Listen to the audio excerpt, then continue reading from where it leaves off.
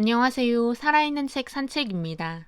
오늘 산책길의 책은 프랜신 제이의 가볍게 살고 있습니다입니다.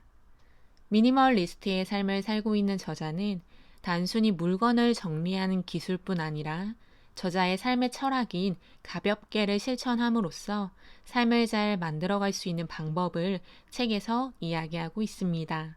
미니멀리스트가 될 수 있도록 조언을 하거나 단순히 정리에 관한 기술을 다룬 책들과는 다르게 정리를 함으로써 삶이 가벼워질 수 있는 심오함이 느껴진 책입니다. 정리정돈의 수준을 넘어 우리의 생각과 행동까지도 가볍게 함으로써 가벼우면서도 만족하는 삶을 만들어가는 방법을 오늘 소개해드리는 책을 통해 엿볼 수 있습니다. 저자의 삶의 철학인 가볍게를 실천하기 위해 첫 번째 챕터에서는 물건을 정리하는 기술에 대해서 소개합니다. 물건을 정리하기 위해 가장 먼저 해야 할 일은 옷장이면 옷장, 서랍이면 서랍 등의 수납 공간을 백지 상태처럼 아무것도 없이 비우라고 합니다. 그리고 비슷한 물품끼리를 분류하고 자기에게 정말로 필요한 물건만 큐레이팅, 선택하라고 합니다. 분야를 막론하고 사용되는 파레토의 법칙이 우리가 물건을 사용할 때도 적용이 된다고 합니다. 아무리 많은 물건이 있더라도 우리는 가지고 있는 물건의 20%밖에 사용을 하지 않기에 정리를 할 때 파레토의 법칙을 기억하면 좋을 텐데요. 개인적인 경험으로는 20%도 사용하지 않는 것 같습니다. 그렇기 때문에 우리는 진짜 쓸 물건인 20%만 골라내는 작업을 해야 한다고 이야기합니다. 보관하고 있으면 언젠가는 나중에 사용할 거야 라는 생각은 좋은 것은 지금 사용하고 나머지는 버리라는 생각으로 대체하고 행동하라고 합니다. 같은 유형으로 분류한 물건들 중에서도 하나만 보관한다면 어떤 것을 보관할 것인지를 물으며 큐레이팅 하라고 합니다. 아무리 생각해도 버리기는 아깝다, 왠지 쓸 것 같다 라는 생각이 들면 아웃박스를 활용하라고 합니다. 물건을 정리하면서 버릴 물건들은 박스를 하나 마련하여 넣게 되는 것이 아웃박스인데요. 정리를 하려고 버렸는데 갑자기 필요하다고 걱정하는 경우를 대비해서 종이든 마분지든 천과 같은 재질로 된 박스를 하나 만들어 두라고 합니다.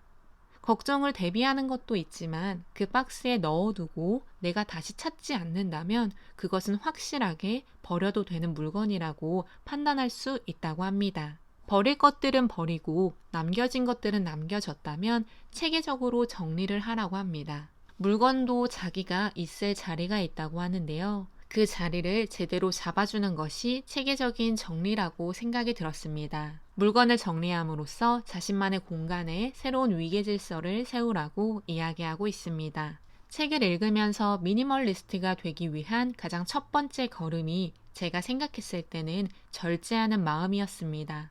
저자 역시 절제에 대해서 강력하게 이야기하고 있는데요.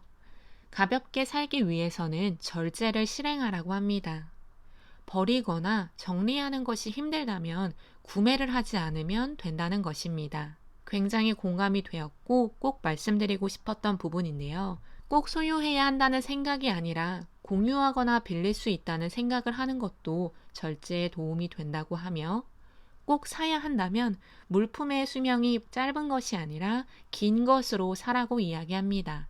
보편적인 디자인, 튼튼한 내구성 등을 고려하여 오래가고 유행을 타지 않는 스타일로 구매를 하라고 합니다.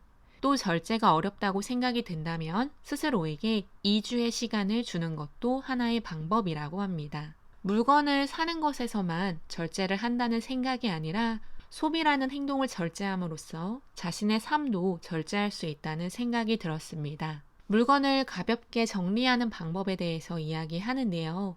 직장을 가기 위해 입는 옷, 평상복, 양말, 속옷, 외투, 신발, 가방, 액세서리, 그릇, 드링크웨어, 조리도구, 소형 가전제품, 사무용품, 페이퍼워크, 침구, 수건, 책, 취미, 선물, 장식물, 가구 등을 어떻게 정리하는지에 대해서도 책에서는 이야기하고 있습니다. 이렇게 다양한 물건들의 정리 방법이 궁금하시다면 직접 책을 읽어보시는 것을 추천합니다. 제가 생각했을 때는 정리를 하기 전에 구매를 하지 않는 것이 먼저라는 말씀을 다시 한번 드리고 싶습니다. 그리고 저자는 일상을 가볍게 하는 행동들에 대해서도 이야기하고 있습니다. 우리는 지구에 초대받은 손님이기 때문에 존경심을 가지고 지구를 대해야 한다고 합니다. 다른 집에 우리가 초대를 받았을 때 그 집에 쓰레기를 산더미같이 쌓아두고 오지 않을 텐데요. 이처럼 지구에 초대받은 우리는 쓰레기를 줄여야 합니다. 쓰레기를 줄이기 위해서는 적게 사야 하며 집에서는 쓰레기통을 하나만 두고 모든 쓰레기통을 없애는 행동을 보여줌으로써 쓰레기를 줄여 나가라고 합니다. 지구라는 행성은 하나지만 인간은 80억 명이 있기 때문에 지금 세대와 미래 세대를 위해 지구의 풍요로움을 우리는 아껴 써야 한다고 강조하고 있습니다. 먹는 것도 영양의 균형은 맞추되 가볍게, 이동할 때도 대중교통을 이용하고 꼭 소유하지 않아도 되는 것들은 공유 경제를 활용하거나 접근하는 등의 가볍게 살라는 삶의 철학을 행동으로 보여주라고 합니다. 우리가 지구에 초대받았다는 사실을 많은 분들이 잊지 않고 노력하면 좋겠습니다. 물건을 정리하고 여백의 미를 보여주는 공간을 갖게 됨으로써 스트레스가 풀릴 수도 있을 텐데요. 개인적으로 정리를 하면서 청소를 하면서 저는 스트레스를 푸는 성격입니다. 세 번째와 네 번째 챕터에서는 나의 스트레스와 마음을 가볍게 함으로써 내 삶 자체를 가볍게 하며 잘 살기 위한 조언을 들을 수 있습니다. 물건만 큐레이팅을 하는 것이 아니라 내가 하고 있는 일도 큐레이팅을 하라고 합니다.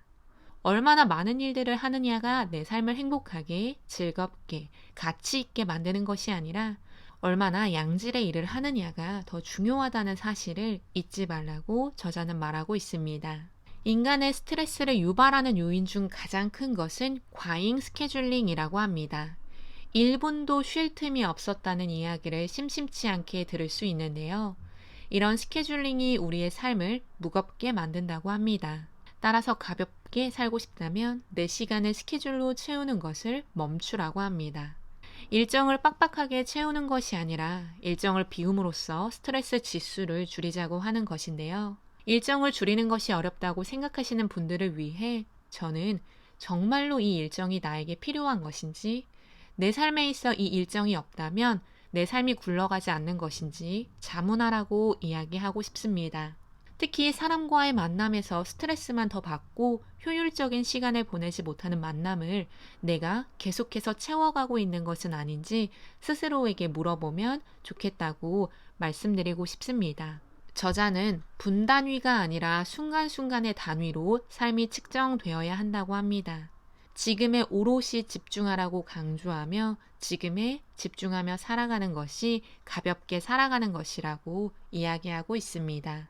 큰 목표를 달성하기 위해 하위 목표 또는 계획을 설정하실 텐데요. 이런 하위 목표, 계획을 세우는 것 자체가 인생을 가볍게 산다는 삶의 철학을 보여주는 것이라고 합니다. 책에서 나온 예시는 책을 한 권 집필할 때 한 번에 한 문단만 쓰겠다는 목표를 세웠다고 가정하면 커피를 마시기 전에 한 문단을 쓰고 식사를 하기 전에 한 문단을 써보자는 목표를 가지게 된다고 합니다. 이렇게 쓰다 보면 충분히 한 챕터가 만들어지고 책 한 권이 만들어지게 된다고 합니다.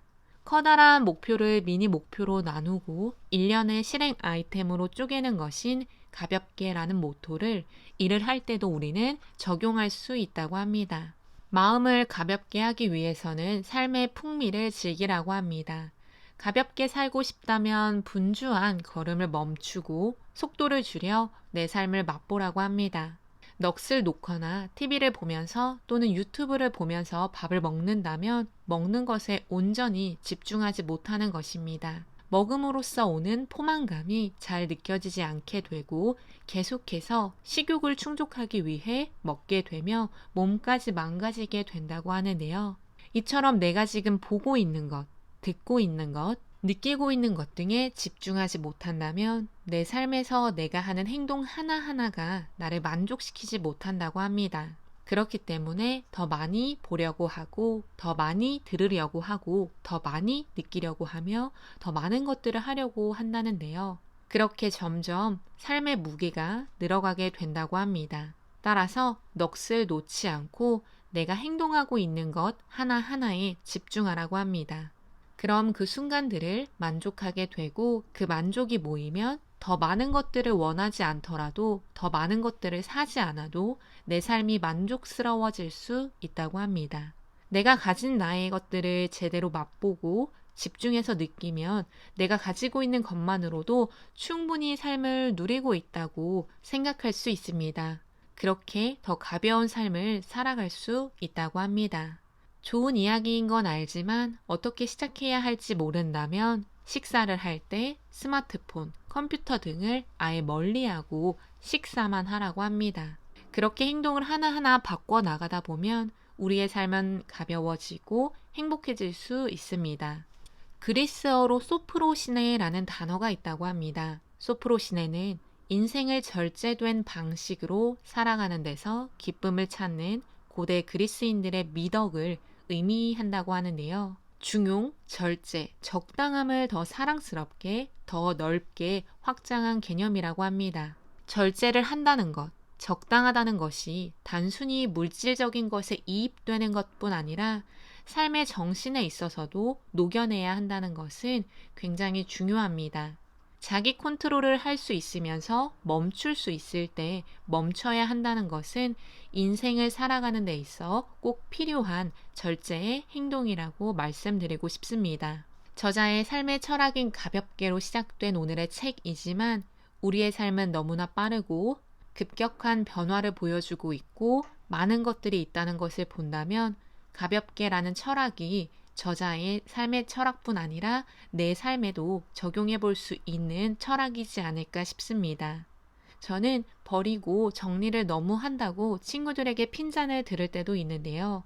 많은 것보다는 적은 것이 널브러져 있는 것들보다는 정리가 되어 있는 것이 좋고 마음도 편하기 때문에 오늘의 책은 더 재미있고 더 와닿으면서 읽었습니다.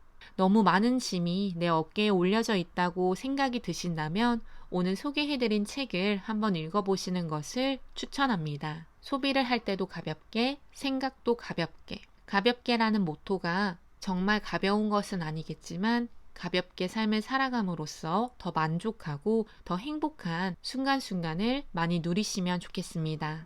오늘 산책길의 책은 가볍게 살고 있습니다 였습니다. 감사합니다.